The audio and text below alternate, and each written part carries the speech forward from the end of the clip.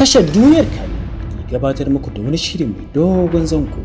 Yanzu kun ga nayi kama da matar da za ku don so ta ku cewa za ku aure ta? Kai yanzu baka ji kunya ba? A ce kana auren su abba baka? Na zo ne wallahi dan na auri mama. Saboda ka auri mama na ka zo nan gidan saboda kai.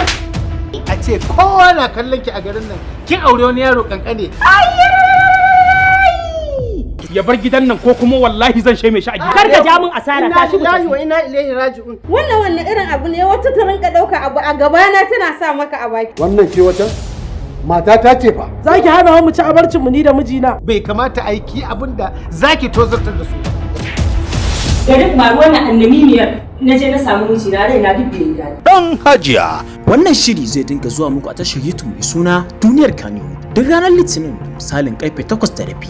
Ku shiga YouTube ku lalabi tashar Duniyar Kano, ku dana subscribe sannan ku danna alamar ƙararrawa domin samun shirin da zarar an daura. Na zo ne in yi miki kashedi. Yakki tun da wuri ta fita a idona kuma ta fita a harkan ɗana dan Hajiya dan na riga na yi masa mata. Ya haka daga shigowa gida ba wani idauni ba komai. Za ki kama min kashedi. Ta ya za ku shiga bayani na ja ku ni direba ce? To bayar Allah in kika je kika ja motar ai ba laifi bane. Ke wai dan girman Allah wace irin mace ce ke? Wannan abin da ta saka hanya ce da ta bude maka ta samun kuɗi a wajena. Allah ya. Ka bar min kofar ɗakin ka wuraren karfe 12 na dare. An gama. Jaruman shirin Hadiza Muhammad, Asma'u Sani, Hajiya Jummai Rigacikun, Hajiya Zara Adaman Kamai, Suleiman Bosho, Adam M. Adam, Rabi'u Marra, Abba Wizi da dai sauran jarumai.